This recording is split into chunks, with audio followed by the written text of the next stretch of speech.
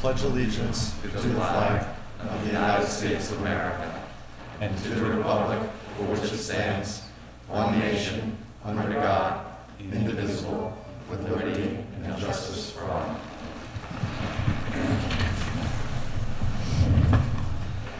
Got a full house tonight. Right. Good evening, everyone.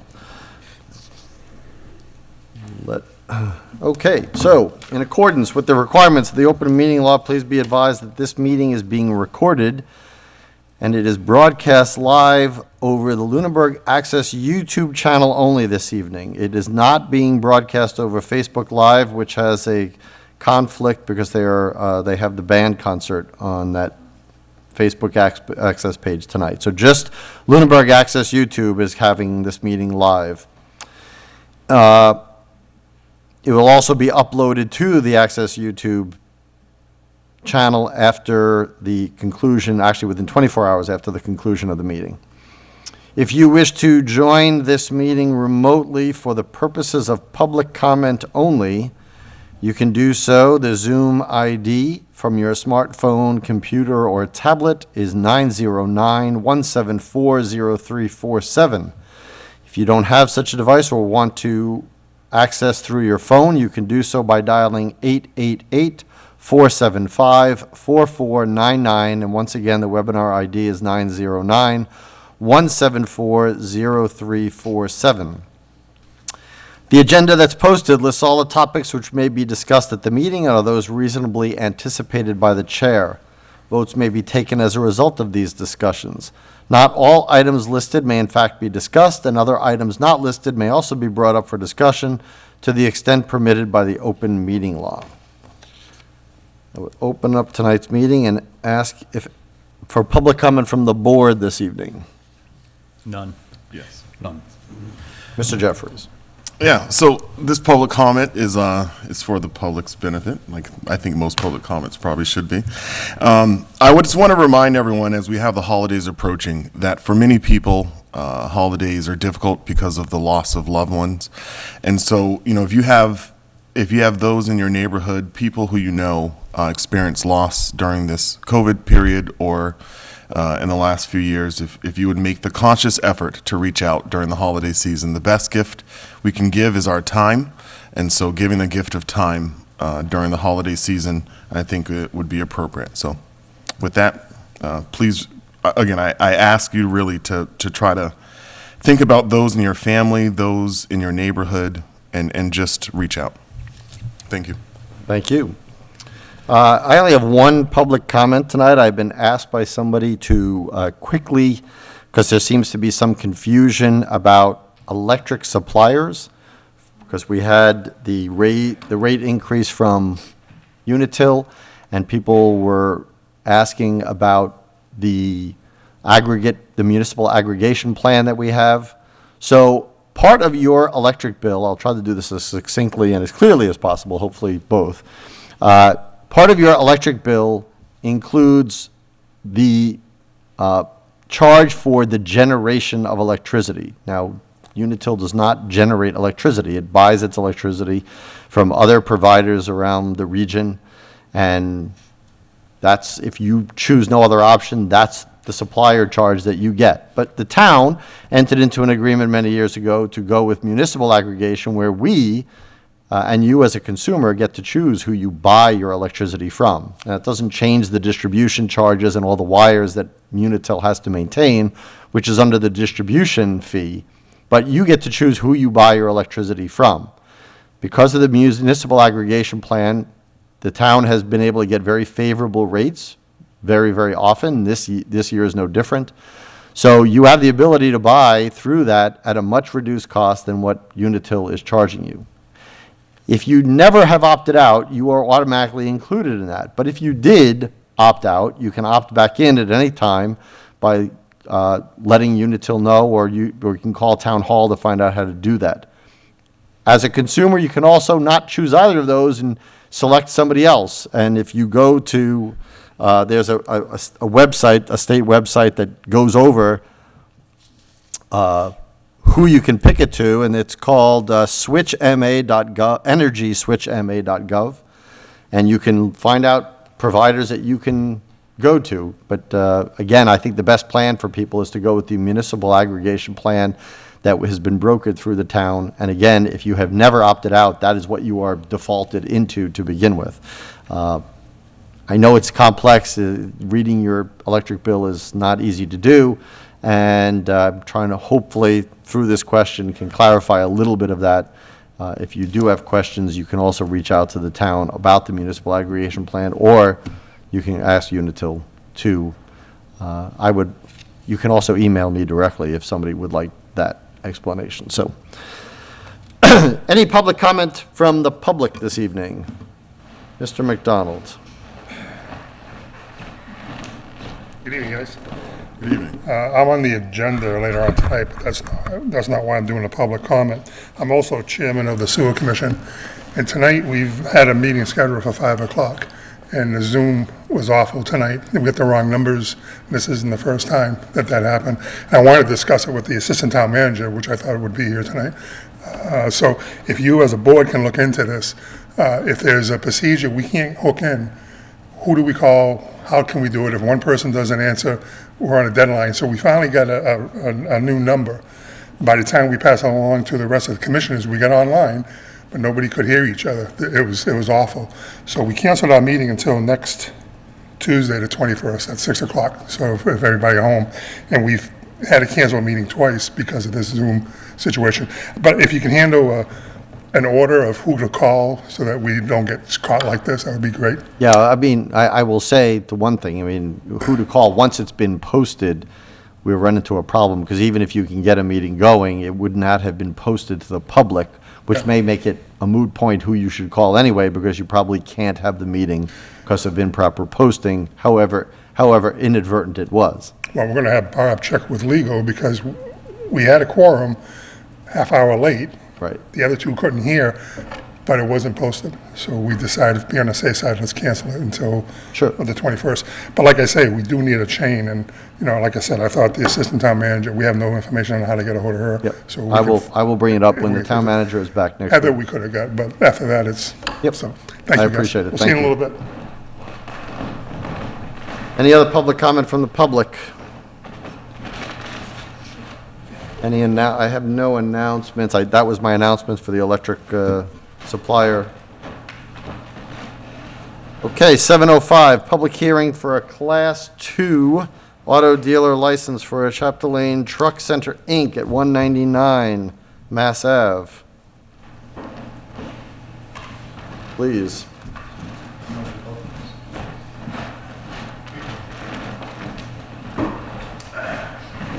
Good evening. Good evening. Would just quickly introduce yourself for people at home? Mike Chapter-Lane, 208 Leominster Road. I'm here with my brother Mark, 102 Fairview Road. We are here applying for a Class 2 used vehicle license. Okay, now, to those people in town who known that shop, you had a license, but just explain that this is a different license, because you used to have a new dealership, and these are for... Correct. Okay. We had a Class 1 license since 1969 to sell new vehicles. We decided in May that we were going to retire, semi-retire, and continue just doing a little bit of brokering of vehicles for some of our pet customers.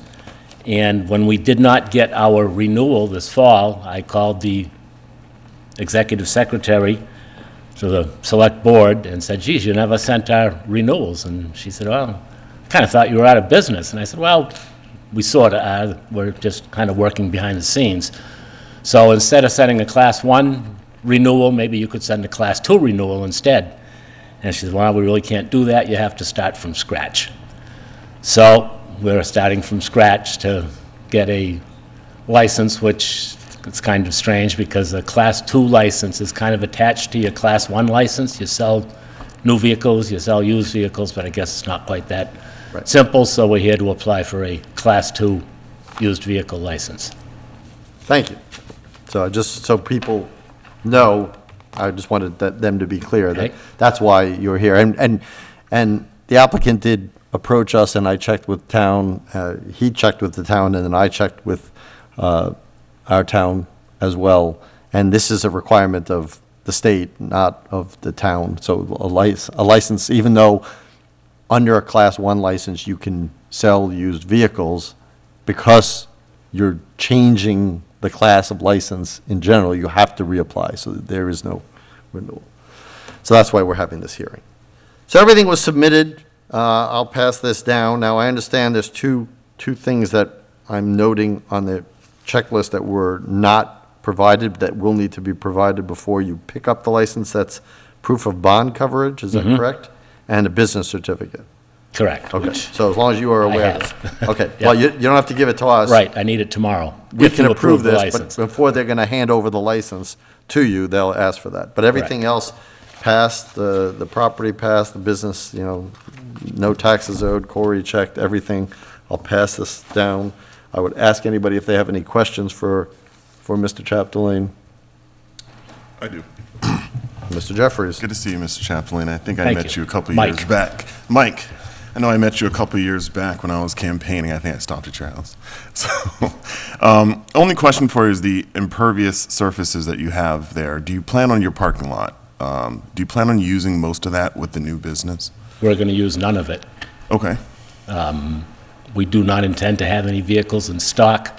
Everything's going to be a one-at-a-time type of thing. As a matter of fact, tomorrow we're going to get a vehicle in Tewksbury that we bought that we're going to resell. It'll never be on the lot. It's going to go in the shop for a day and wind up with the end user. So it's not our intention to have anything on the lot in that holding pen that's behind the fence. Everything will be in the building. Okay. Do you have any, and this is unrelated to your license, I'm just curious, do you have any intentions with that, with the property itself, to do anything with the parking lot? Eventually, we're probably going to lease the property or sell it. We will maintain office space for my brother and myself, should that happen, so that we can continue with this little venture, if you will. But yeah, we're actively looking for a Well, a thank tenant. you. Thank you for that. I will say, I buy my hydraulic fluid for my plow from you guys usually. So this year I had to go to Lancaster. Sorry about that. Do appreciate the business and the service you guys have offered. Thank you. So, thank you. Any questions from the rest of the board? None. Straightforward. Since it's a public hearing, I'll ask if anybody has anything to say either for or against this application. Seeing none, I would entertain a motion regarding the application for Class 2 auto dealer license for Chapdelaine Truck Center, Inc. at 199 Mass Ave. I move to approve. Second. Any further discussion? All those in favor, please say aye. Aye. Aye. Opposed? None. All right, this will be with the office when you have those things that I just mentioned to give. They will Perfect. give you this. Good luck. All right, thank you, gentlemen. Thank you. Thank you, Mark. 7:10. Interviews and joint appointment to the school committee vacancy by the select board and the school committee until the May 2022 annual election. So this turned from interviews to interview, since two of the applicants have withdrawn their request. So before we begin, I would ask the school committee chair to call her committee to order. I will call the meeting of the Lunenburg School Committee to order at 7:17 this evening. Thank you very much. And you have a quorum. We do. Okay. All right, so our interview that we have for today is Anthony Schoolenbreen. I'm hoping I'm pronouncing the name correctly. Yes. Okay, if you would come to the podium here. He is from 92 Beale Street, and I will ask you to start off by just introducing yourself. Just for the record, even though I said your name and address, repeat that, and then just tell us a little about yourself and why you want to serve on the school committee. So my name is Anthony Schoolenbreen. We recently moved to Lunenburg from Fitchburg. It was a very long move, took many days. And I have 2 kids in the Lunenburg school system. In addition, after my wife got cancer 2 years ago, my parents moved out here. They dropped everything. They came the day that we found out in the hospital. They never left. They sold my childhood home in Ohio, and they moved to Lunenburg. So I have I'm the sandwich generation. I have my parents here, I have my kids here, and I felt like it was something that I should do, that I sort of have a civic obligation to help out and make sure that things go well for my kids, and at the same time be cognizant of the fact that money that goes to my kids is things that my parents as senior citizens are going to have to pay. So my hope is that I can help. My hope is that I can do a good job, that I'll show up to every meeting, and that I'll listen. Excellent. Any experience, I'll start by asking some questions. So any experience that you have in any municipal service at all, in any regard? No. Other than, as a lawyer, I've litigated stuff all over I'm a lawyer in New Hampshire, and I've litigated stuff all over the place. So I've never served in any municipal capacity whatsoever. Okay. And what in have you gone to and or been on any Zoom meetings of the Lunenburg School Committee? No. Good. So in your mind, what do you believe the expectation of a school committee member would be? My understanding from speaking to Mr. Jeffries is that you would, first of all, manage the budget of the school board or of the school district, that you would take input from the superintendent, you'd oversee the comings and goings of the school district itself, and that, one thing that I think is really important, I'm on lots of different committees, but to show up every time, to dedicate the time needed to make sure that things get done. I don't know if that's exactly what you were asking. No, I'm not after anything. I'm after what you think the job you're applying for is. Yeah. As a lawyer, I started out as a public defender in New Hampshire, and I only did appointed cases, and so I saw the gamut from murder cases down to juvenile cases. And the thing that struck me as a common feature of all the people that were unfortunate enough to have a lawyer like me appointed to them was that somehow they were failed. Either they were failed by their community, or were failed by their parents, they were failed by the schools, and most often they were failed by everybody. And I can't change the way that people parent their children, nor would I want a government official to do that. But I can say that I helped make the school district better. And my hope is that by doing that, it would stem the tide of kids going from, juvenile court to adult court. I really do think that my experience as a lawyer has shown me that schools are absolutely essential in mitigating the harm that can be done to kids. So I hope that I can help out in that regard. Thank you. I will open it up to the board and then to the school committee. If anybody has any questions. First, I want to thank you for stepping forward to serve. The grilling will be substantially less than it would have been if there were more than one candidate. Okay. But I just wanted to ask a couple of general questions. One, do you have a philosophy, and what is that philosophy on the relationship between the board and the superintendent? That's one. And secondly, I just want some affirmation that you're coming in with an open mind, objectivity, no axe to grind, et cetera, et cetera. So can I answer the second question first? I suppose so. I'm going to be honest and tell you that I don't know enough about what position to have or what axe to grind to say that I have either a position or an axe. Okay. My hope is to learn how to do these things and do them well. And that leads to the answer to the first question, which I think that ultimately, as somebody that's a public servant, that's doing something volunteer for the community, that your goal is to be pragmatic as opposed to be philosophical. I think that if you go in with an idea or an ideology, you can have ideas, but I think that ideology is sometimes not helpful, especially in local government, because the issues that you're dealing with are really almost exclusively nonpartisan. Like, I want my trash picked up. Like, Republicans and Democrats both want their trash picked up. I want my kids' schools to be good. Republicans and Democrats both want their kids' schools to be good. Now, what good means may be different, but I think that at the level of the school board, it's sort of a procedural thing as opposed to a content thing. We want to give them the ability to do the best job as teachers, as superintendent, and make sure that that is kept in harmony with the need to have a fiscally responsible school board as part of a fiscally responsible town.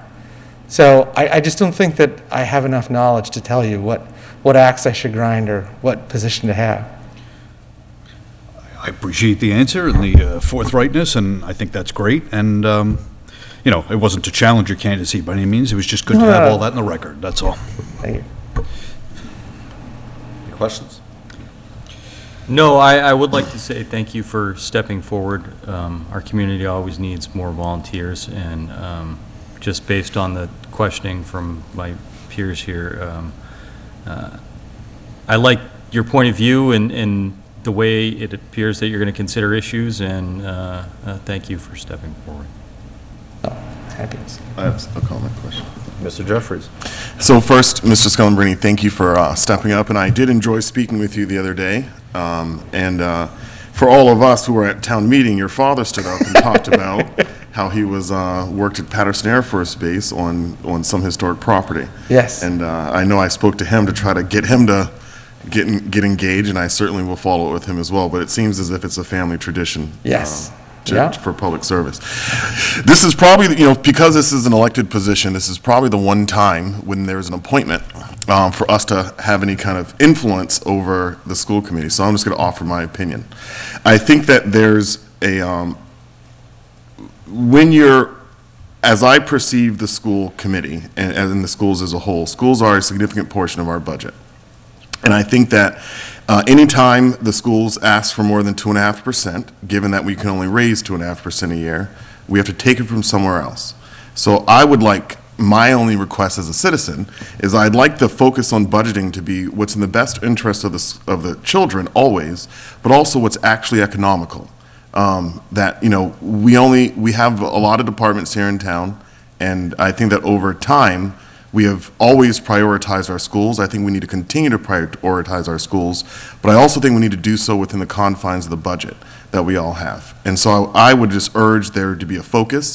When you see numbers that are beyond what we can raise naturally, for there to be some scrutiny over what the impact is. I think that from my perspective, the school budget has doubled in the last 10 years and test scores are down.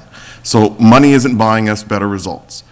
So that's where I'm coming from as a citizen. I hope that that's something that, again, the scrutiny, the focus on how the dollars translate into results, I think that kind of analysis and focus would be really helpful to the rest of our town.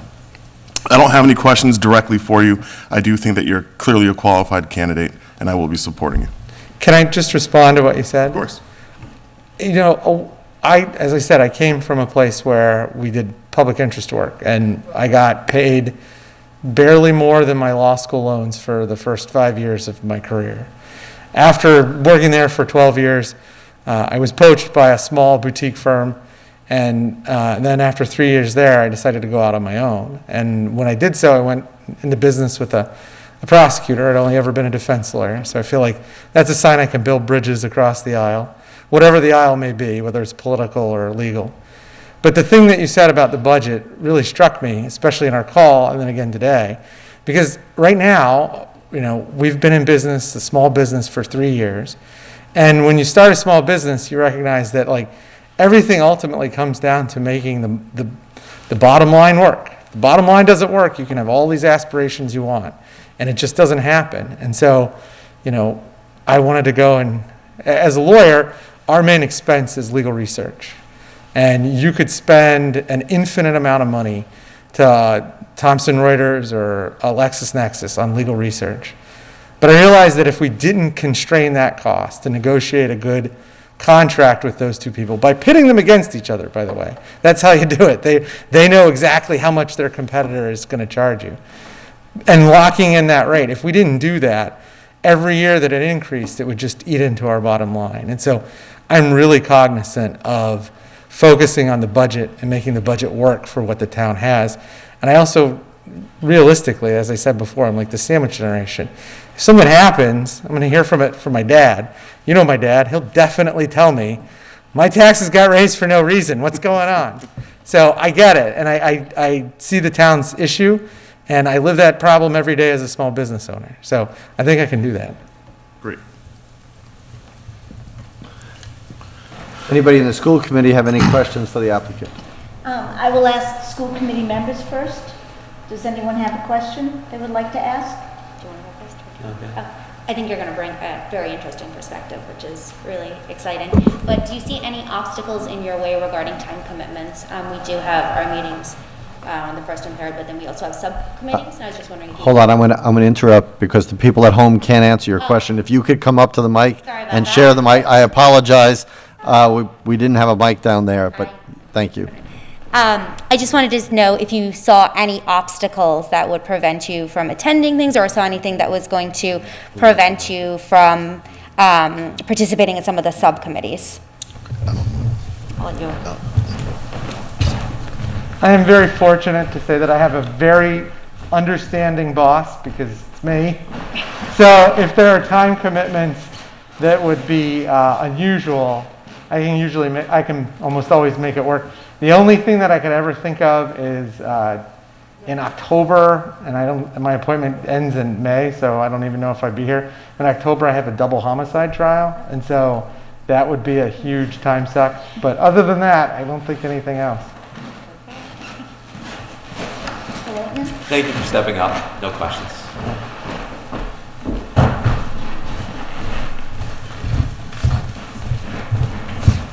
I just wanted to ask because I know there has been some involvement, just so the community knows, what your involvement has been with the school district since you're moving here? Sure. Mr. Santry put out a request for parents to join an advisory board for the middle school, and I volunteered to do that. I think we've had 2 meetings. In addition to that, we go to all of the school events. We've been to, even though my son is 11 years old and way too scrawny to play football, we've gone to the football games. My son is on the cross-country team, and we've gone to the cross-country meets.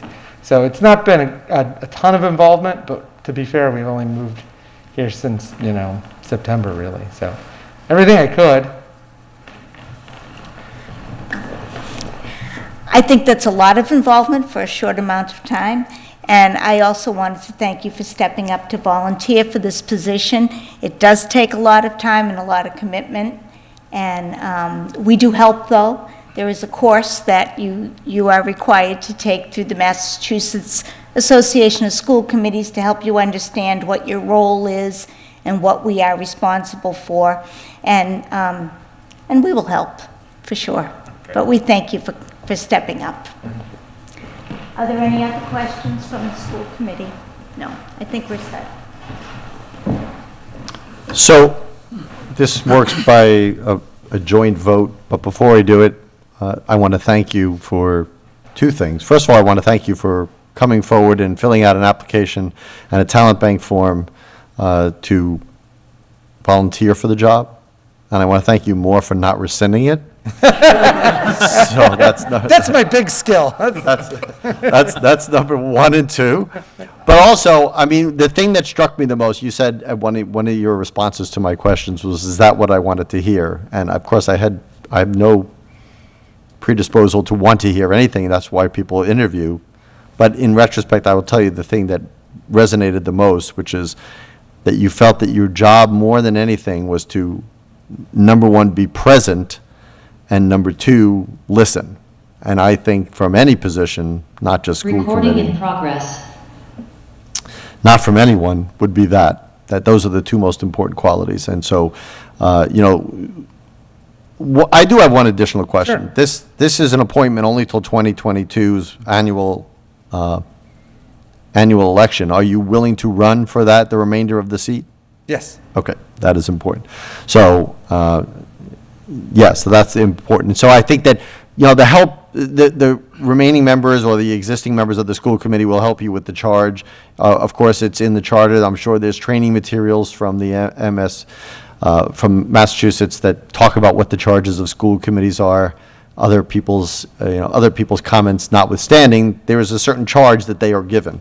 And so I know you will take that seriously, or I certainly appears that you will take that seriously, and I hope that will be true. and I look forward to you serving on there. But with that, I would entertain a motion regarding the appointment of Mr. Schoolenbreen, Schoolenbreen or Schoolenbreeny? Schoolenbreeny. Schoolenbreeny, okay. Of 92 Beale Street to the school committee until the May 2022 annual election. I move to appoint. Second. Any further discussion from the select board? No. Any further discussion from the school committee? None? Okay, let's do it as a roll call vote. Mr. Dwyer? Aye. Mr. Franco? Aye. Mr. Jeffries? Aye. And I for myself. Carol, I will let you, Mrs. Kelly? Aye. Mr. Leighton? Aye. And I for myself as well. okay, so if my schooling is correct, I think that's unanimous. So I think that what we would want you to do at this point is the next thing to do would be go tomorrow, or as soon as you can, to the town clerk and get sworn in, and then make sure that the school committee, especially the chair, gets your email address so we can get you on their agenda list, and you'd be ready for your first meeting. Sounds good. Thank you very much, and All right. best of luck. Thank you. Thank you. Thank I you. will let the chair of the school committee adjourn her meeting. I need a motion to adjourn. I'll make a motion to adjourn. I will second that. All in favor? Aye. Aye. Thank you very much.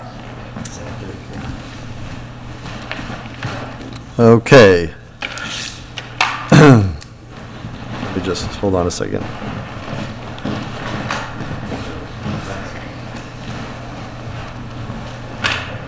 Okay. 7:25, a change of manager of public hearing for Red Pepper Inc., doing business as Extopa Cantina, Jaime Brambilla. Good evening. Good evening. Good evening. So if you would introduce yourself or yourselves? Good evening, Mr. Chairman and members of the board. My name is Nicholas Felici. I'm counsel for the applicant, Red Pepper Incorporated. They do business, as you probably well know, from several years in the town, as the Extopa Cantina Mexican restaurant. With me tonight is the proposed manager, Jamie Brambilla Moreno. And by way of background, obviously, you probably want to hear a little bit about what we're planning to do here. Yes. As you know, from being in town, all of you, this restaurant has been on Massachusetts Avenue, successfully operating and providing a family Mexican dining atmosphere for the last probably 9 or 10 years. And at this point in time, Jamie Brambilla, the father, who has owned the restaurant from the beginning, has now wanted to bring his son into the management aspect of the business, and that's the reason for the change of manager at this point in time. Jamie Jr. Has been in the restaurant business for several years himself, although he is much younger than his father, but he has been in the restaurant business for the last few years as a server and assistant manager of one of the other restaurants that his father owns in the area, and has also served at this restaurant as a server and assistant to the manager, fully tip certified, of course, for the last several years since he started in the business, and as the application indicates, he is prepared to devote full-time to this position as the manager of his father's restaurant. Okay.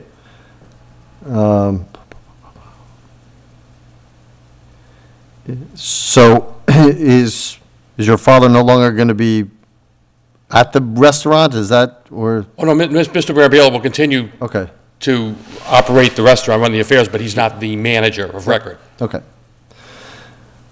I want to note that we have a correspondence from the executive assistant to the town manager, that there are some outstanding things with the license, that a required safety inspection and a fire alarm paperwork that we're still waiting for. Are you aware of that? We spoke with Ms. Peterson a few weeks ago, and I believe that Mr. Brambilla did go down to the town hall and arrange for that to be taken care of. I'm certain that that was done. That is, I got this memo today that it has not been done. if that's the case. I do know that he was in contact. He spoke to me this morning indicating that he had some email problems and serious email problems because I couldn't communicate with him on it. So he was going to check with Ms. Peterson as of tomorrow morning to see if there was anything more that needed to be done. But as far as I understood it, that was something that was being taken care of, because I know that he had walked in the renewal fees and all the paperwork for the license for the coming year 2 weeks ago. And I think that there was one other thing, Mr. Chairman, that might have been still out there regarding the inspection that had to be taken care of. And I think that's where he was not getting the emails from Ms. Peterson as to what needed to be done to finalize that. So I would certainly pass that along to him tomorrow morning to make sure that that's done. But he's never had any issue with that, so I don't anticipate that being an issue. It's just a simple correspondence issue, possibly, with him not getting the email and not responding to her, because he has had some trouble with it, and that's why I had to call him today, because his emails did not get responded to. Okay. But that puts us, Mr. Chair, Yes. if I'm correct, even though we can move forward with the approving the change of manager, it puts them in a predicament where our last meeting of the year is next Tuesday, and we would need to have the information by Thursday of this week, or else your ability to do business will lapse come January the 1st until our next scheduled meeting in January. So, I mean, that's a holiday season. I'm sure you don't want to be closed. Right. No, definitely not. I'm sure if Mr. Brambilla realized that there was an issue that needed to be addressed, he would have addressed it. Like I say, he did call me today to say, I'm trying to get a hold of Mrs. Peterson. She's trying to email me apparently, and I haven't been able to respond to her. And I assume that's what that is about then, because he said it's something we have to finish and get done before the end of the year. And I'm sure that's exactly what Chairman Alonso was just referring to. So, Mr. Chair, I'm looking at the correspondence from Ms. Peterson, and on one of the emails, she has handwritten on there that had to call business and request callback. Mr. Brambilla hand-delivered the certificate of good standing. Right, that's the certificate of good standing. So But we still don't have a safety inspection that's required regarding the fire alarm. Okay. And my understanding was, as Mr. Jeffries indicated, that would be not directly related to this particular application, but the problem is, obviously, we can change the manager, but we have to be... I'm bringing it up now because you're here, and you're two people who represent the establishment in front of us, and what Mr. Jeffries said is 100% correct. So this outstanding safety inspection notwithstanding, that doesn't affect the change of manager. But later on in the agenda, you haven't gotten your renewed license, and this, I frequent the Extopa, and I like the place, and I know Jaime, and we talk all the time, but you know what? For our liability, we need these inspections. We will not issue the license if he doesn't have that for us by, not after next week, because next Tuesday is the last meeting of the year. Understood. So please take that back to him, that we will not issue the license. We'll do the change of manager, that's no problem. No, what good's the manager if the place isn't open? It makes I would think perfect that sense. you would, right, I would think that would be very self-evident, Yeah. yes. I just No, wanted. I'm sure he would not let that go, but I think it was definitely a little bit of... So if somebody has to bring it communication down because to us whatever in needs to be done. person, I mean, again, town hall is closed on Friday, so he has tomorrow, Thursday, Monday at the latest. I would advise him to get it in by Thursday, so I get notification, this board gets notification, so that we do not miss this next Tuesday. Yeah, if I had known about it, I would have made sure that it was done before tonight's meeting. And, again, we got notification of this. We don't get notification of these things because somebody missed an email. Like, we only get notified when it becomes a trend.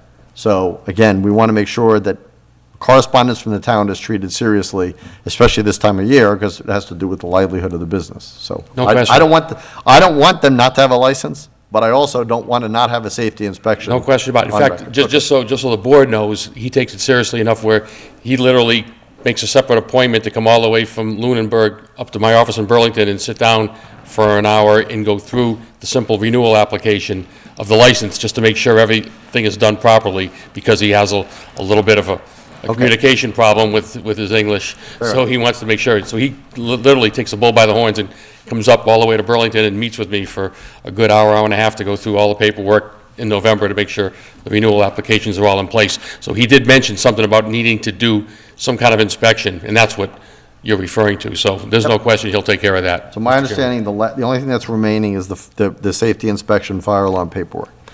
Now, back to the change of manager. I'll ask if anybody on the board has any questions for the new, or the potentially new manager. So I'm assuming, by the way, you are tip certified? Comment. What, yes? Jamie, good to see you. How you doing? I feel like I've watched you grow up. I think I've seen you, yeah. Yeah, a lot. Yeah, your father's a really good guy. With this business, you know, since you guys sell alcohol, this is the one area that I think I tend to comment the most about businesses that sell alcohol. We don't have a lot of tolerance for selling to minors, Yeah. and we don't have a lot of tolerance to operating outside of your prescribed hours. So, you know, while you're managing the business, I think your father's done a good job of being in compliance with it, but I would just advise that this is probably the one area that you want to be the most rigid at, because you will not find a very understanding board when there are violations. I think we draw a pretty hard line when it comes to that kind of stuff, and you don't want to be closed for any period of time. And I'm of the idea of 2 weeks is my standard kind of go-to, that if someone violates their liquor license, it's a 2-week suspension. And I think you know the finances, you don't want to go 2 weeks without your business being closed. So that's just the one area I would say you want to be the most rigid about, is when you don't need to make an extra $8 by selling to some kid. And then risking their life or getting wrapped around a tree. It's not worth the $8 or the $10. So that's it. And also, do you guys have a alcohol program in place in terms of trainings, routine trainings, all that other stuff? Yes, they do. It's with the state certified program that he operates that regularly every 6 months or so. The employees go through that. Yep. I have no conflict here at all. This is pretty exciting for you, I'm sure. I have no comment. Nothing. Okay, so on the application of the change of manager request from Red Pepper Inc., doing business as Extopa Cantina, to change the manager as we just discussed, I would entertain a motion. I move to approve the change of manager for Red Pepper doing business as Extopa Cantina for Jamie Brambilla Jr. Do I have a second? Second. Any further discussion? All those in favor, please say aye. Aye. Aye. Opposed? None? They attached the license to this, so you'll be able to pick it up, check with Elaine. The change will either be Wednesday or Thursday, you'll be able to pick it up. I just have to make sure that what paper I'm signing here, because she put the license on it as well. I want to make sure I'm signing the right thing, because the license will be not signed tonight until we get that safety inspection, so. Yeah, that's something, I assume they could pick up the license at the same time that they drop off the safety inspection. No. We need to get the safety inspection before we're going to approve the license. Right. So it has to be in before next Tuesday. Again, if it's in this week, then that's fine, we're all set, as long as we get that. That's what I'm saying. I just don't want somebody running, you can't pick it up when you bring it in, because the license is not going to be approved tonight. Right. Okay. I think you may have misspoke about the change of manager form. No, I said, I have, on the change, she gave me two forms. You have a license and a change of manager. I'm going to look at which one we're supposed to sign, but I'm not going to look at it right now. So tomorrow or Wednesday or Thursday, just call Elaine about the change of manager form, and then you can pick up that whenever. I understand. Okay. Okay, you're confusing me a little bit as to whether or not the change of manager was being allowed. That's not being held up. Correct. But I have to, they attached the license for the restaurant renewal to the change of manager. I see. And I have to sort out the paperwork. I see. Because it was done together, so. But we're approving the change of manager now, that's done. And I just have to make sure we sign the right form, which I'll know at the end of the meeting. But that'll be back in Elaine's office tomorrow. I see. And then I assume that at that point, then it would have to get So when forwarded somebody comes to into pick that up, if they want to drop off the safety inspection, that'd be great, because then next Tuesday we'll approve the actual alcohol license and everything will be fine. I wasn't sure if there was a forwarding to the ABCC in Boston, if there had to be anything more done on that before that was granted. But I have that's to fine, check fine. with where it gets routed, but we've approved it, so it'll get routed to where it does. The ABCC may need to review this. That's been my experience. That's why I was hesitant to say that we could just pick up the license as you indicated. Because I think you can approve it, but I think it has to go through the ABCC in Boston. Yes, I think you are correct.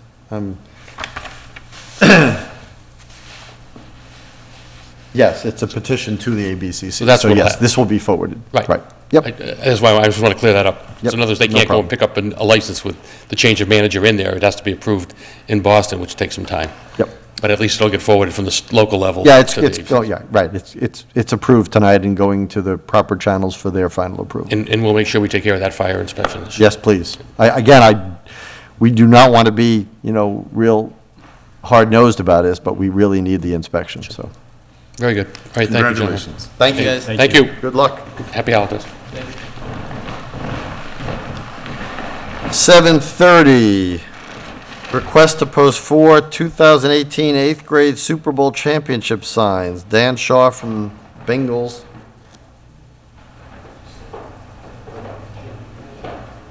Okay. We are postponing this, I guess again, as we have no applicant here.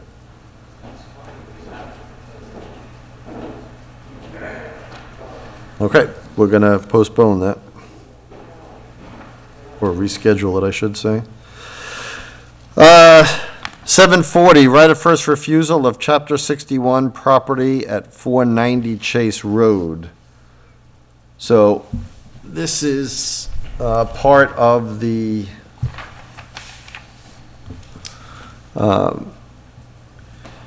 what was the Pierce Tree Farm, so they are looking to take just shy of 3 acres out of chapter to add to a house property there.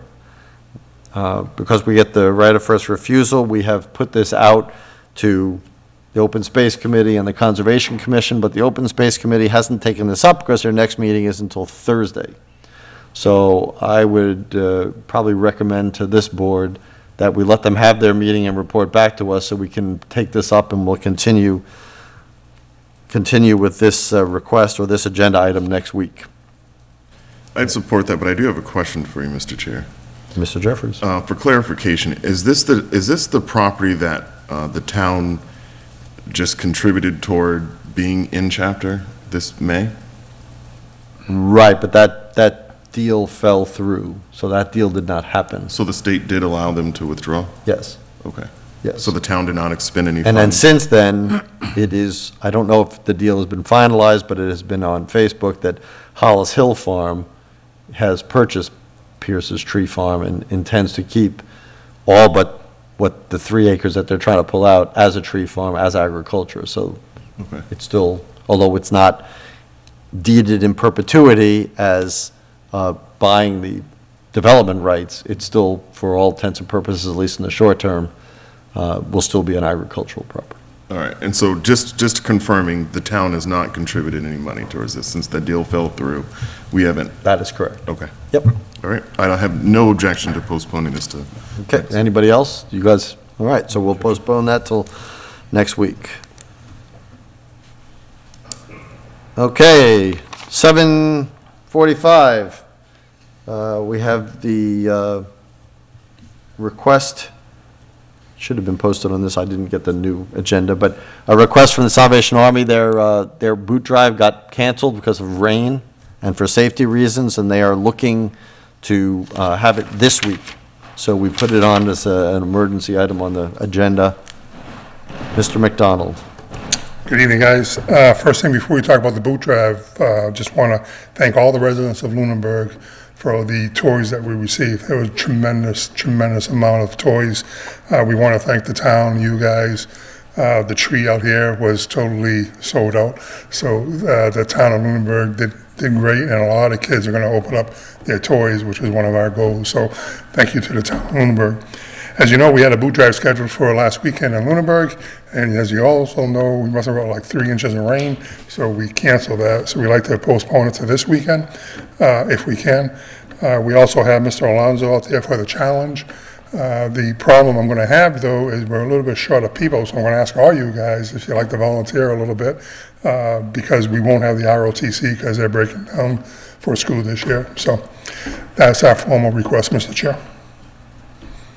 Obviously, I am completely for this. It's a great cause, and, you know, it's not, no way they could foresee 3 inches of rain and whipping winds. That would have been, first of all, wouldn't have been good safety-wise, but also wouldn't have been good collection-wise either, because no one was going to stop and open their window in that kind of rain. So I am certainly for this request to change it to this weekend. In all fairness, Mr. Alonso wanted to win the champion for the collecting the most money because he took the challenge, so he figured he wasn't going to get that much in the rain. Hey, He goes, you're going to do it, you do it right. let's postpone that for a little bit there. I want to win. So, No questions. None. I would entertain a motion for the request for the Salvation Army to hold their boot drive that was scheduled for last week to this Saturday. Same locations, correct? same location, Same locations from 10 to 10 to 2. 2 at Main Street and Electric Ave. and CVS and Main Street here at the center of town. center of town and Whalen Road and Electric Ave. I move to approve the rescheduling of the Salvation Army boot drive as described. Second. Any further discussion? All those in favor, please say aye. Aye. Aye. Thank you. One Opposed? last thing, Mr. Chair, is that we still have time. If there's a family out there in need any toys, any food, any companionship, any prayers, have them give us a call on Main Street. I should know the number. I've been doing this for 35 years. It's 343200. I'm not sure. Look it up in the phone book, but I can get you the phone. My mind's a little tired right now. But anyways, give us a call. We'll be glad to help. Thank you, guys. Merry Christmas. Thank you. And I hope you like the lights at And the center of continue, town, by the way. continue all the good work that you and the organization do. Please extend that to Ms. Valentine and everybody there at the Salvation We'll do Army. that, and like I say, you guys are the #1 supporters of the Salvation Army too, and we always do well here in the town of Center. So, please come out Saturday. Thank you. Thank you. Okay, interviews, appointments, reappointments, resignations. I don't think we have any of those. Okay. Review the TC Passios Building Design Committee charge. Some of this gets done. Okay, so I'll open it up. So this topic is, it has been the intention of this board, and I believe of the committee, to work toward, again, getting to a project that the town will vote for. We passed over 2 of the articles from this special town meeting. But in order for them to continue, they've already fulfilled the charge that they've had, and we need to extend that to be able them to continue work under a different or revised charge. So all of us were asked to look at this and provide verbiage that would do that would give them a new flexibility or new leeway in how to approach potential projects at that site. So I will open it up to the board.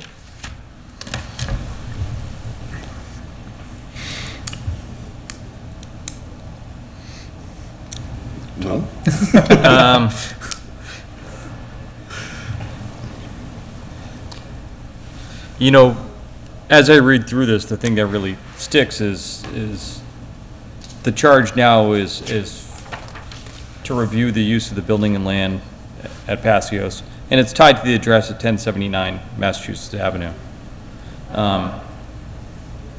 My view is that we change the wording to develop a reuse for that building of TC Passios at 1079 Mass Avenue or at another suitable municipal location. Okay?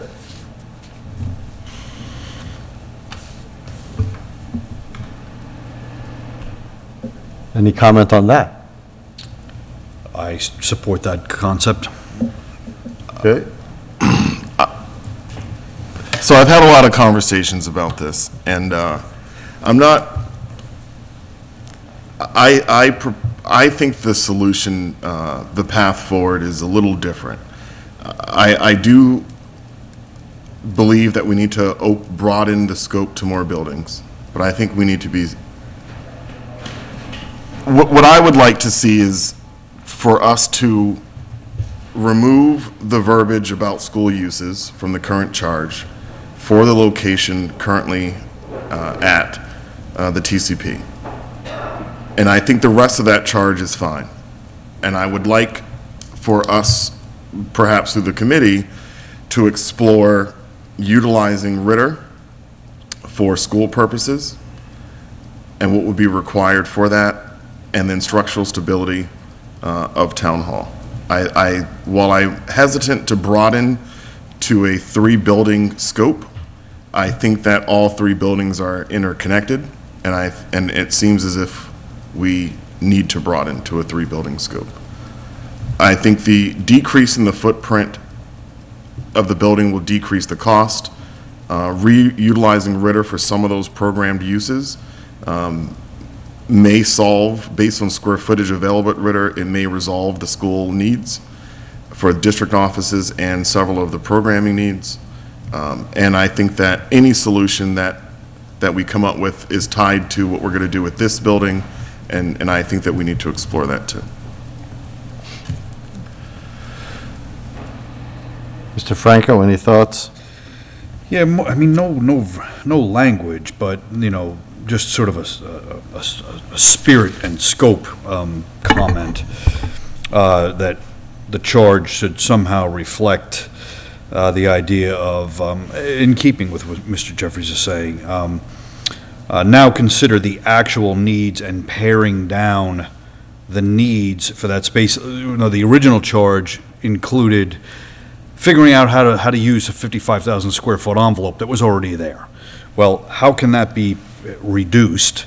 And how can so scaling down the list of needs, really identifying what are needs and what are things that a town is obligated to provide, and cutting out sort of the fat, I guess, that was in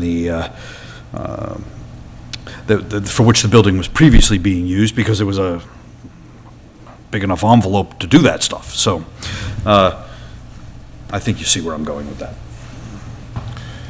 Yeah. I mean, we're trying to resolve a municipal office need. And in the intervening time, we've now occupied 50-something thousand square feet or 45,000 square feet of the building. And so now we have a building that probably wasn't the usage of the TCP wasn't, I don't believe, on our horizon on the level that it is now. I don't think that when we created this committee 2 years ago that we understood that the TC Passios was almost at capacity. And so, we have a whole nother problem there that we need to now solve for. But based on what I heard at town meeting, it just seems that my hesitance on planning too big is that people will disagree with the part and then disagree with the whole. But I understand that the emotions are on these 2 buildings, Ritter and Town Hall. And if we don't have a solution if we don't have a plan that has a solution for these 2 buildings, I think it'd be challenging for the town to come into agreement on. The only other thing I'd add is the necessity of a budget. I think that we need to cap all this at a dollar amount, whatever that is. Cap what at a dollar amount? Cap whatever plans however we change this charge, whatever the programming is going to be, I think that we need to put in a dollar number here to say a not to exceed amount based on what we can afford long-term with upcoming costs and what else is on the horizon. I think that that's an element of the analysis. Maybe it doesn't need to be part of the charge initially, but it needs to happen, in which we say not to exceed, whatever these solutions are, they cannot exceed $18, $19, $20 million. And who is going to determine that? I think that would be a conversation with the town manager looking at the debt schedule of where we're at to give some parameters on what is consistent with our debt schedule based on upcoming needs, capital needs. I'm going to hold off on comments because I'm going to ask the TCP Building Committee if you have any input on any of this. Thanks, Mr. Chair. We have a quorum present, and we posted the meeting. Okay. So you can I wanna call that it to order? then? Just in case anybody wants to talk. Yep. At 8:03, I'll call the TCP meeting to order. So I came up to say just that. So if anybody here, Dave, Brian, Christina, anybody has anything to say on that, I'd entertain it. I'm not seeing anything, so I guess I'll speak a little bit on what was said. I think that, well, first of all, we haven't met since town meeting. We've been enjoying the month off. Good. But we understand it's a pressing issue for the town. And we're, at least me personally, interested in determining what the way forward is. And if it's a change in the charge of the committee, great. You know, we're happy to be here this evening to participate in that discussion with your board. I think personally, as one member of the committee, two things that have been said that I think I agree with. I think we need to, even if it's not an expansion of the charge of this committee, but if it's not, then it has to be embarked on by somebody else, is that we need to think about all three of the buildings at once. Town Hall, Ritter, and TCP. I understand the hesitancy of Michael Ray Jeffries regarding presenting too much and putting yourself in a position that folks are going to disagree with a part of it and then disagree with the whole proposal. But I think that at the end of the day, from where I'm sitting, more people than not are looking for the town to come up with a macroscopic solution to the problem that we have. And I think we've said this, at least at our committee meetings, but maybe we've communicated it, at least on one or two occasions to your board, that although that our charge was really sort of narrowly focused on the TCP building, we felt even months ago that a presentation to town meeting on the TCP building really needed to come with at least some statement of where we're going with the buildings that we're going to be vacating. And so I continue to believe that that's an important part of this whole discussion. So I think that, you know, in summary of that, more of a macroscopic approach to planning for all three of those buildings, insofar as Town Hall, Ritter are functioning spaces for town hall uses, which is what we're looking to repurpose. We need to figure out what we're going to do with those spaces. I don't object necessarily to some of the suggestions that Mr. Jeffries said about school uses and things, but I think that has to be taken globally. Secondly, I think that having a goalpost for costs would be valuable to the committee. And I understand that might be difficult to come up with without having professional architects and things driving the discussion. But I think that if the town can take a look at its policy regarding borrowing limits and things of the nature, and give a guidance as to what we can afford, I think that would greatly inform the discussion. Because I think there was a sense, and I'm not saying we want to come up with something different, because I think the committee got caught in a microcosm of economic conditions, frankly, that sort of got us to the place where we are today with costs. But I think that if we had a target number in mind, that would have informed the discussion. And I know we started with one, because I know that the previous studies that we did had some estimates, and I know that was what was used to give general budget and inform the discussion early on. But I think that if we renew that effort, there would be some value there. I'm not a financial genius, so I understand that could be a complex situation, but it just as at least one member of the committee, I think that would help to inform the process moving forward. I mean, it's like we worked for 2 years. We came up with what I believe is a terrific design, a terrific program. I think it'd be a fantastic community building. Town offices, school uses, community uses, all at one place, a great community building. It'd be an asset to the community. But it costs $30 million. And the town,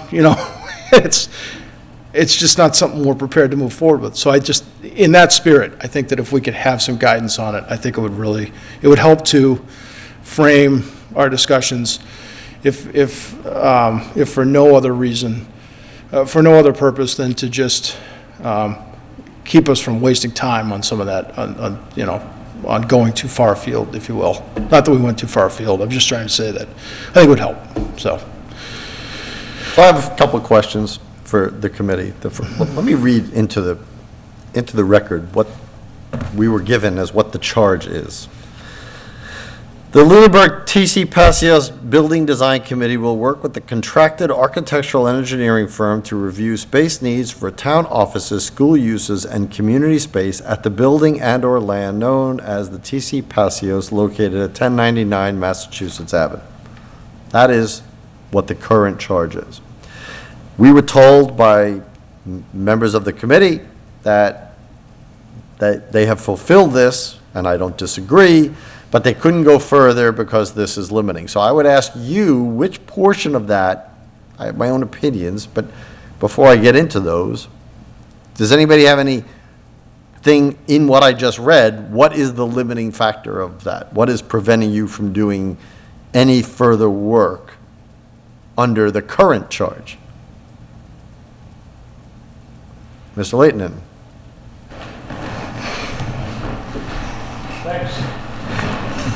Brian Leighton, member of the committee. I think one concern has always been, and we've seen it throughout the past town meetings, is asking for more money so that the architect can do more work. Architects aren't going to work for free. If we were to adjust numbers, size of the space, all those numbers are going to have to be adjusted by an architect. We're not going to be able to make those appropriate number changes so that we can actually get to, say, a $20 million or an $18 million number that we're looking for. So I think working with an architect is an issue, and also having the money to actually get an architect to make those adjustments is going to be a huge hurdle. Okay, thank you.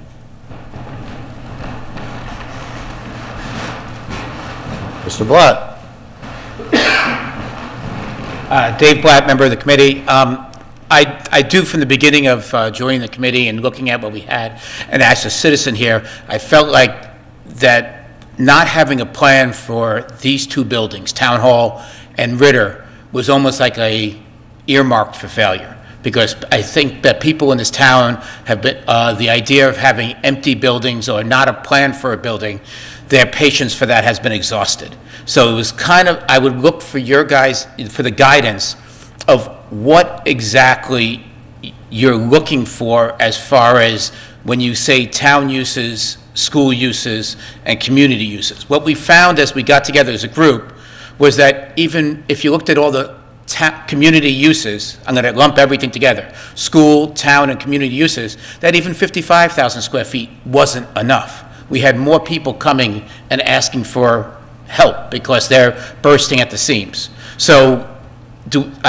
we look for it for a dollar figure to limit, but also to look at the scope of the work is what to limit, because, as I mentioned, as we saw in town meeting, the schools are looking at a renovation coming up for Turkey Hill. Well, does that change the charter for us as to what school use will be?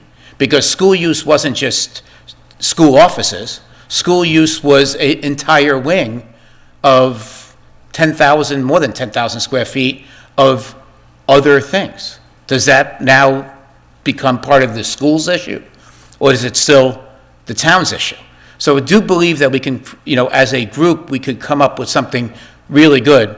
However, we need to be looking at all these buildings because I don't think anybody in town wants any more vacant buildings that they're paying for as, to stick Band-Aids on before they fall down and tell us we're going to tear it down. That's. Thank you.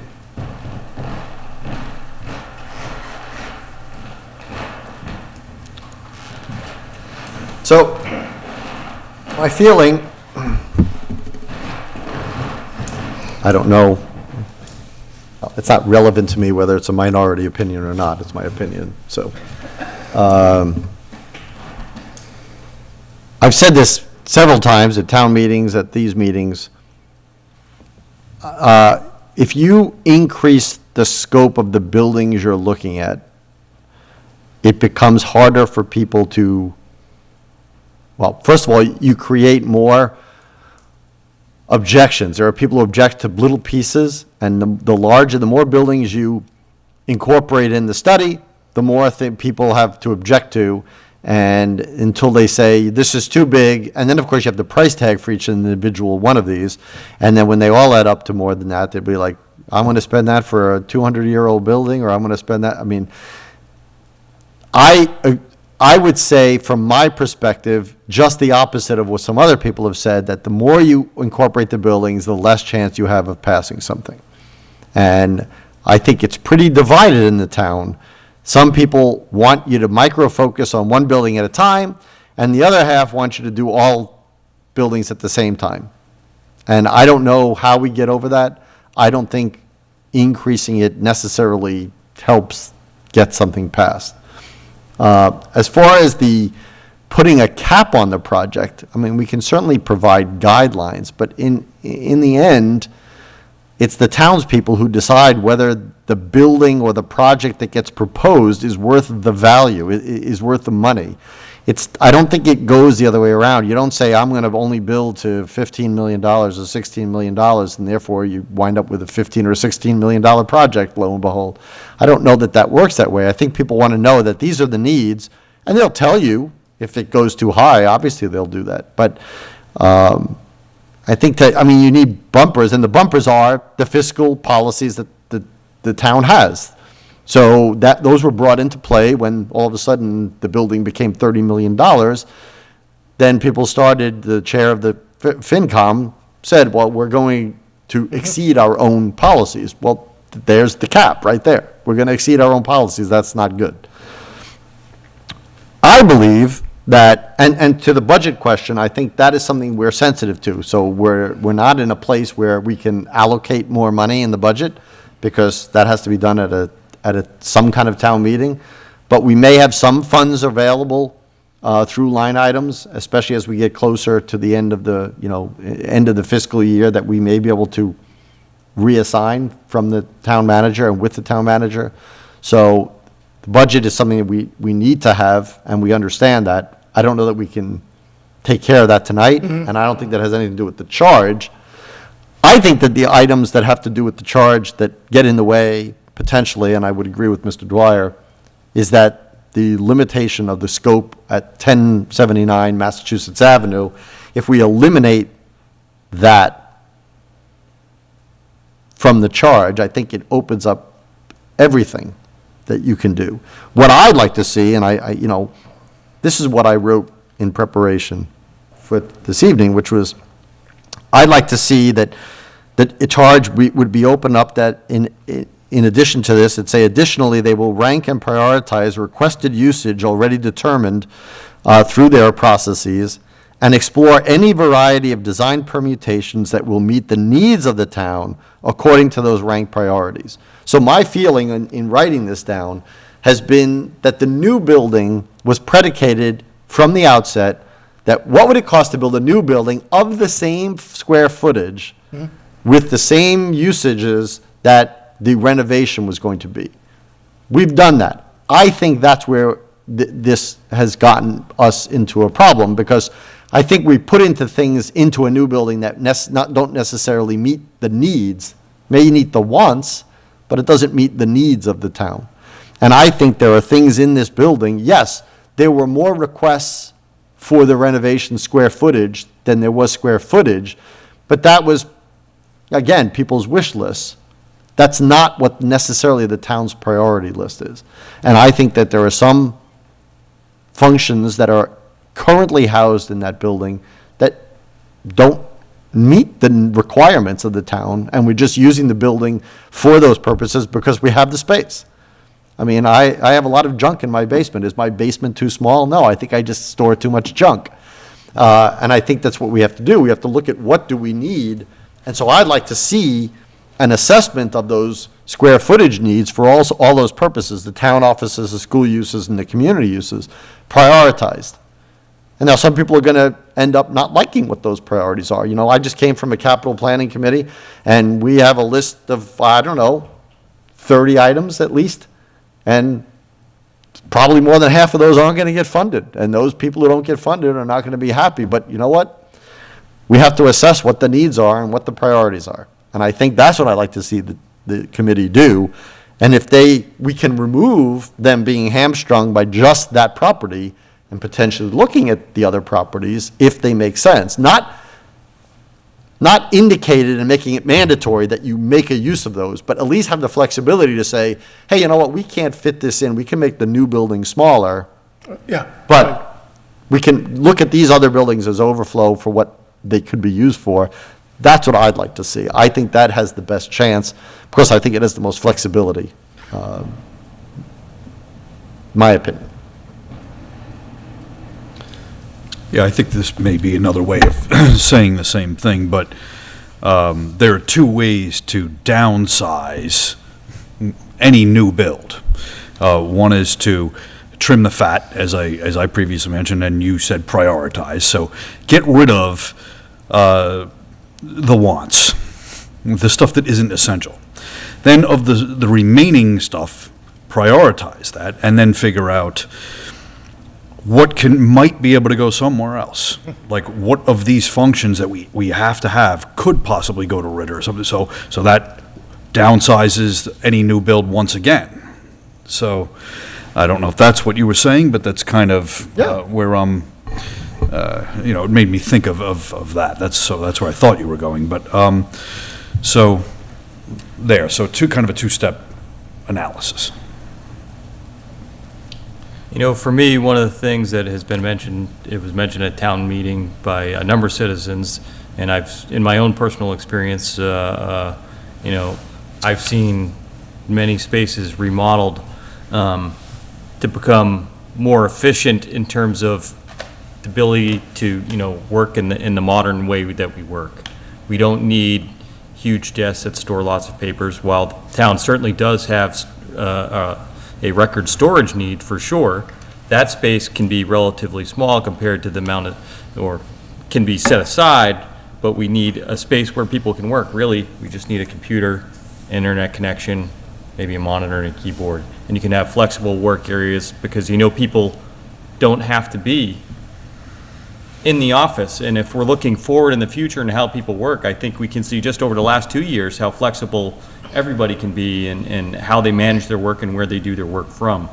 And I think when we re-engage architects with their ideas, we need to emphasize that we want them to design the most forward-looking and efficient space that we can, because obviously the lesson we just learned is that, all that square footage costs money. And they gave us a very nice price tag in terms of, if we're going to do it new for 55,000 square feet, that's about 40 million. Maybe we can really reduce that down to about half that. That's sort of in the range that Mr. Jeffries mentioned, that 18, 20 million range. If we can do that, and maybe it includes throwing money into the existing town hall and the Ritter to create functional spaces there, maybe that's the way we save the town money and create a solution for everybody that's fiscally responsible as well as efficient for the town and meets our needs.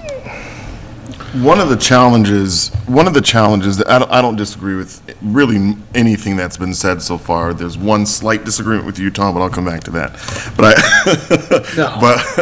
But for the most part, one of the challenges that we had as a committee was on the space needs. And I thought that the town did a great job of really minimizing their footprint. The most difficult conversation was with the schools. Their requests were huge in terms of how much square footage they wanted, how much they said that they needed. And we took the position that none of us are educators. We're not going to fight them on why all of this is necessary. But I don't want to speak for the committee, but I think that generally the feeling was this, they're asking for a lot. And why? But again, so I think that this board would have to be clear in its guidance to the committee about how much they can push.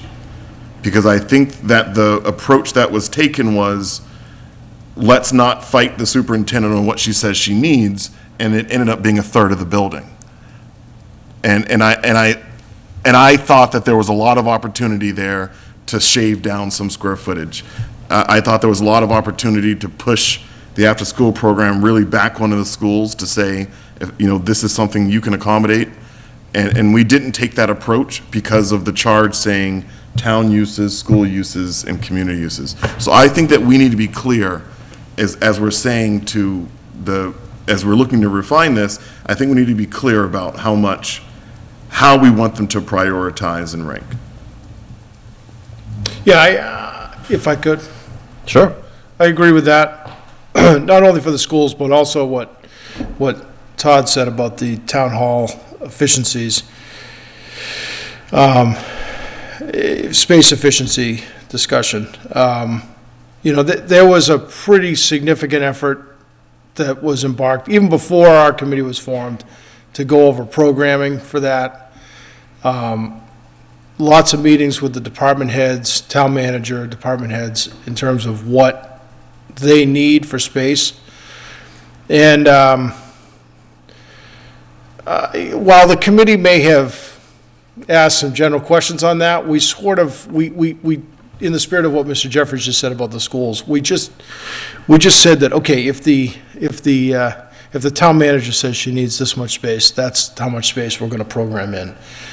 And so I guess in keeping with what Mr. Jeffries said about guidance to the committee, it would be difficult for me as chair, and I think most of the members of the committee, who, by the way, is appointed, and we're here sort of at the service of your board, but the town at large, it would be difficult for us to just overtly disagree with a hired department head for how much space they need, and similarly schools and that kind of thing. I think that if we were going to look at really crunching down the program now you're talking about, I think, and saying, listen, I know you said you needed 5,000 square feet, but I think you could probably get by with 25. I'm just making this up. Yeah.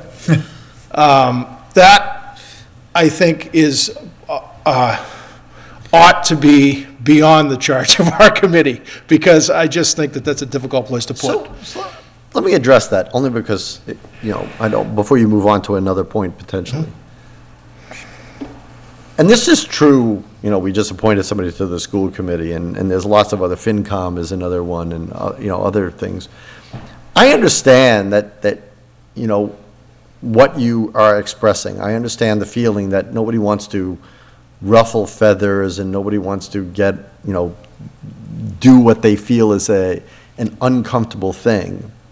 But I mean, if you're on the committee, the fact that it's a volunteer committee, that you don't have a threat of a job, right? I mean, nobody can threaten your job. The point is that's exactly what we're looking for. We're looking for people to say, you know what? Again, there's a difference between bringing up a point and being disrespectful about a point. If you say, you know what, I'm not really so sure that these space needs are really required, and let's have a conversation about that, I would imagine that would be a reasonable discussion. An objective opinion. I understand that point. I wasn't trying to say that I'm afraid of taking that opinion. I just wonder if it's... I wouldn't say afraid either. Okay. Uncomfortable. Well, uncomfortable, yeah. you know. Well, if it's not uncomfortable and it's not afraid, then I don't understand Well, why you I'm wouldn't just not object to sure, it. well, I just don't, I just see that as more of a town policy decision, than it is, you know, I don't know, maybe I'm thinking about that incorrectly. I don't think we're making policy on this board. I think we're advising, you know, we're an advisory board. We're trying to solve a problem, yes, but, I don't know. I'm speaking out loud here, but no, I that's understand your point. I mean, an objective opinion by volunteers could be a valuable thing. But it's a difficult, I think all the committee members found that a difficult task. And, I mean, if, It was hard to tell the superintendent, you don't need this much room. but it wasn't for lack of trying. Yeah. We had a lot of discussions on that. I mean, it's not like we didn't like push back, I don't want to say pushback's probably strong, but there was a ample amount of time for questioning and tell us why we can't put the after-school programs in the existing buildings. Tell Okay, us that's why. a great point. So I would say if your committee meets, and I'm sorry this didn't come up beforehand, and I apologize for not knowing or being deaf to that, to not hearing this. But if you get to the point where, you know what, we're not sure about this, and again, it's not our charge, I'm not here to challenge anybody, then it would come to this board, because I have no problem challenging somebody to say, do you need it? Or do you really just really want it and you don't want to be bothered putting it in your own building? Because I'd love to know how other people do the ACE program. I mean, other schools that don't have vacant schools just hanging around in town. How do they do it? Yeah, Or the after-school, because that was the big square footage. yeah, the after-school programs.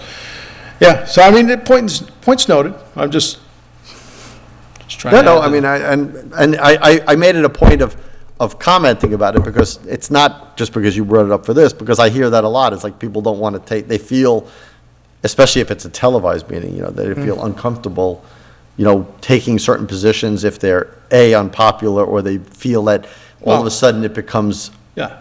confrontational. And I understand people want to avoid that. I just think that sometimes the best discussions are had by bringing up things that everybody feels not so great about bringing up.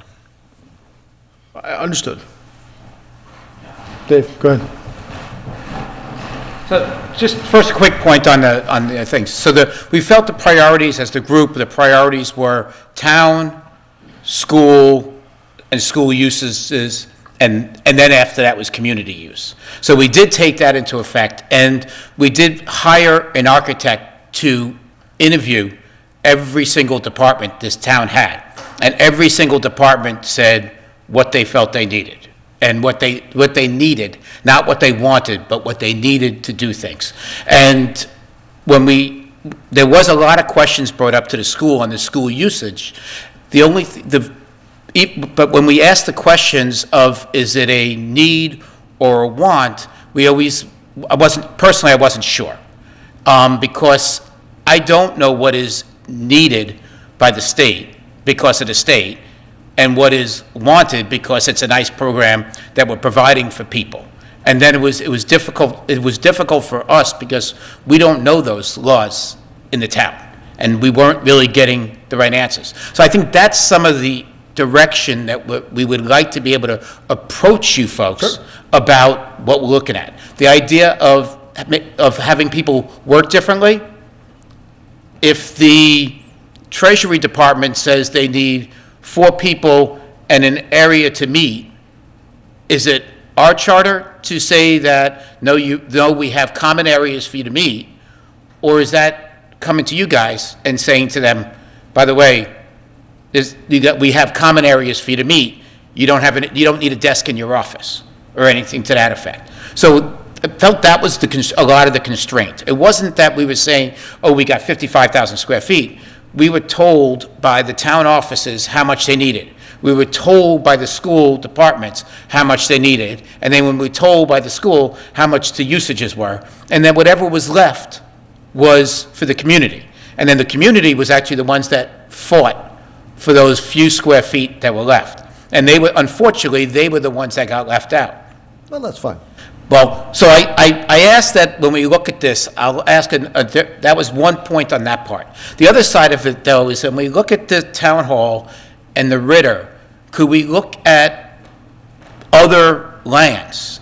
Because one of the thoughts that came to me right now, as I was sitting here, as you guys talked about it, is the land towards Verizon, or whatever that is, the grassy knoll, I'll call it, next to the Ritter, is that town land? Yes. And is there a chance that that maybe there is an expansion at the Ritter, making it look in the same period as the Ritter, that would accommodate all of the offices of Town Hall? Because in reality, we don't need this room, because if you guys had to meet at the school instead, or something to that effect, we do have meeting rooms that could accommodate the different town offices, and, well, the town departments that they had to meet. We just need conference rooms, but I don't know if we necessarily need a meeting hall such as this, because the only time you end up filling this hall is something, and those are the nights that you know you're going to fill this hall, and you can have those nights, you can schedule that somewhere else. So there is some give and take. I do believe that the square footage could be changed, but I think that we could become creative, and the idea is to be creative in these buildings that we have. Because I feel there's a lot of sentiment in this town for these buildings. And to just say we are vacating these buildings is like, to me, a little bit the kiss of death for whatever we try to do. And I mean, you could say it's going to cost $8 million, but the first question is, what are you going to do with Town Hall? And you say, oh, well, we're going to give it to somebody. I mean, is that what people want to hear? They want, for some reason, there's a group that would like things to stay more the status quo. So anyway, that's my side. Mr. Chair, if I could. Franco. In a way, I mean, that huge price tag, or those huge price tags that came in for the reno or a new build over there, yeah, they closed one avenue off, but I think what you just said, we can look at this another way. This has opened up possibly new doors to be creative with these existing buildings now. I mean, dumping whatever X millions of dollars or whatever dollars into Ritter and the town hall might not have been too palatable previously, but it's starting to look pretty good now next to a $40 million new build. So yeah, it frees everyone up to revisit that and get creative with these buildings and look at it anew. So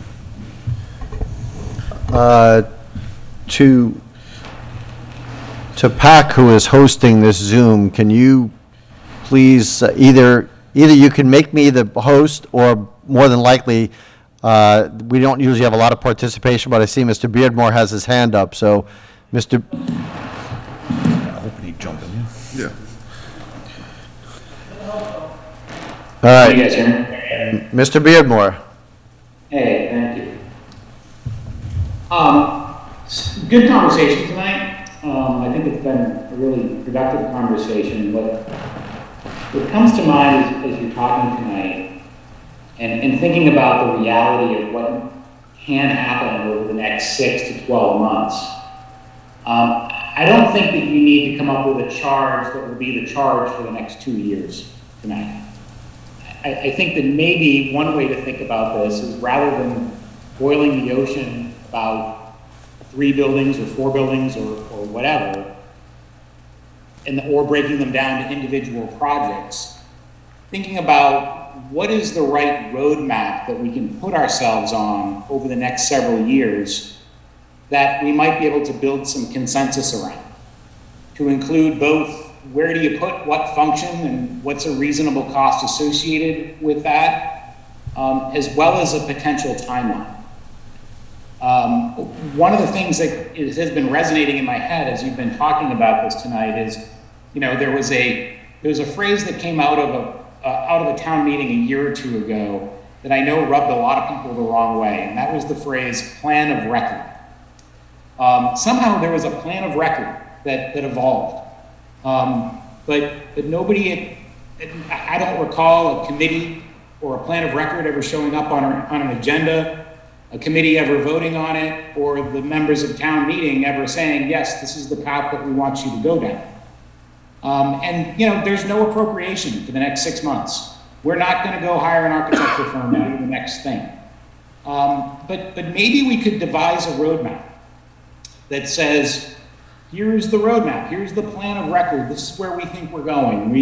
We hope to use Ritter for this, and we're going to do that first. And then we hope to use Town Hall for that, and we're going to do that second. Maybe we include the park on the old primary school property. A series of things with a round number, dollar figure associated with them that we can articulate to the town, this is what we think is going to be the path to success, the path to enough consensus to get stuff passed, and here's a reasonable appropriation to bring us into the next 6 months so that maybe at special town meeting we're ready for a debt exclusion vote on project number 1 of the roadmap. But I think that it would be in the select board's best interest to, rather than figuring out, we're going to prioritize every need, we're going to, you know, obviously that work needs to be done. But ultimately what the charge really ought to be, at least for stage 1, is what is the roadmap that we can articulate to the town meeting voters, preferably now, but at least a path to getting to that answer, to defining that roadmap, and some budget guardrails around that, so that when we come to town meeting in May, we can say, here are the guardrails we've agreed to. We could even have a non-binding resolution or an article to kind of get consensus or support for that, and then an appropriation to say, yes, let's go hire an architecture firm to get us into phase 1, whatever that phase might be. And I think that will focus us on getting, you know, getting some ground balls out there, getting some singles, while having an idea of what the game plan is for the longer term. And ultimately getting us on a path where the town meeting voters are beginning to get some buy-in. Because my sense coming out of the special town meeting was this kind of got ahead of itself and understanding the economic conditions. But I think a lot of people thought this never should have been brought forward because it was so outside of the guardrails of whatever we thought we were on 2 or 3 years ago. So let's articulate that path forward, and then let's bring forward the plan in a way that we are able to articulate as early as possible. I hope that made sense. It might have been a bit meandering, but I hope I'm getting it. No, it does make sense. I mean, again, I think it's a very clearly laid out plan, and I could obviously, or I can reasonably get behind it. My only problem is that, again, if you do a roadmap, it automatically says we're going to do other things later and other things first. And when you do the first things first, people ask you, what are you going to do the second things next? And if you don't have answers because you're not there on the roadmap yet, that's where we've run into the cycle. I mean, this has been going on for years where there was a big study and the initial building reuse committee did plans like this. And no doubt, but I mean, some people's memories are a little bit shorter than others. Some people have been paying attention longer than others. And I think that the finance committee, we have one member on the finance committee that was in place when this committee was first